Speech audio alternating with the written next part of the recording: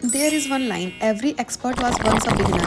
Welcome to day 2 of learning data analytics from scratch. तो मैं start करने वाली हूँ अभी एक्सेल पढ़ना, जो मैं 1 घंटे का टाइमर लगा के स्टार्ट करने वाली हूँ। 2 दिन या 3 दिन मैक्सिमम में एक्सेल पूरा कंप्लीट करना है, क्योंकि ऑब्वियस है हम बेसिक तो एक्सेल सब कुछ जानते हैं, बट स्टार्टिंग कर रही हूँ मैं स्क्रैच से, क्योंकि मेरा पूरा कॉन्सेप्ट क्लियर हो जाए कि मैं और भी जॉब्स के लिए अप्लाई कर पाऊँ, जैसे कि जहाँ पे एक्सेल सिर्फ डिमांड में हो, जैसे document controller, procurement controller, this type of job में मैं अप्लाई कर पाऊँ। तो मेरा टाइमर स्टार्ट हो चुका है 1 घंटे का, क्योंकि उसके बाद मुझे नहाना और खाना है, उसके बाद फिर से मैं कंटिन्यू करूँगी।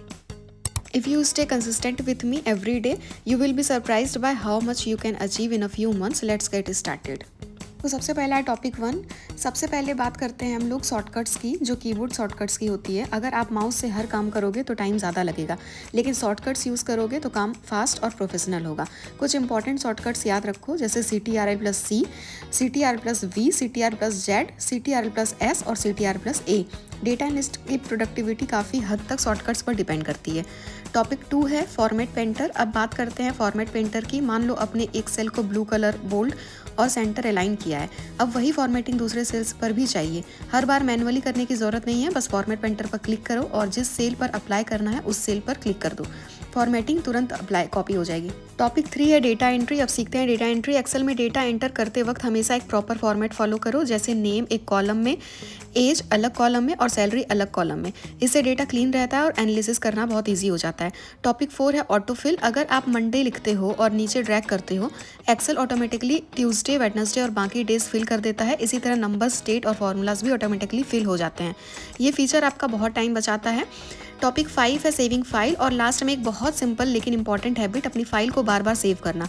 अगर सिस्टम बंद हो गया और फाइल सेव नहीं थी तो सारा मेहनत वेस्ट हो जाता है, इसलिए CTRL+S यूज़ करने की आदत बना लो।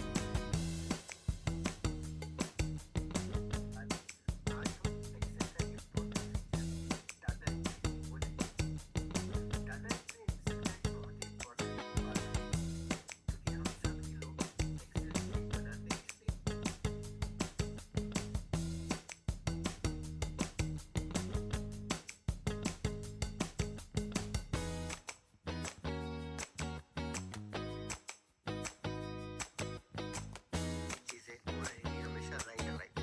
सो जब भी आप कोई टेक्स्ट रिलेटेड या नंबर रिलेटेड एंट्री कर रहे हैं तो आप अपने अलाइनमेंट को देखकर ये समझ सकते हैं कि वो सही है या गलत।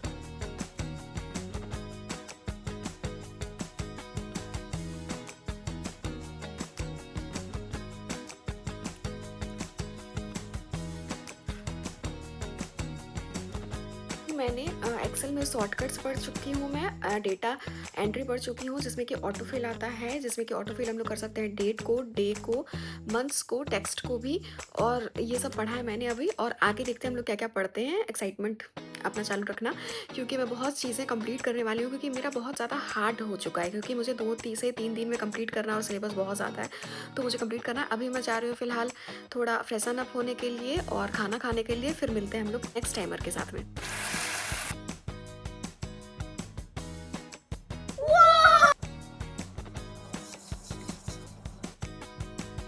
ये थे एक्सेल के कुछ बेसिक टॉपिक्स जो हर बिगिनर को आने चाहिए। छोटे छोटे कॉन्सेप्ट्स ही आगे चलकर आपको एक स्ट्रॉन्ग डेटा एनालिस्ट बनाते हैं।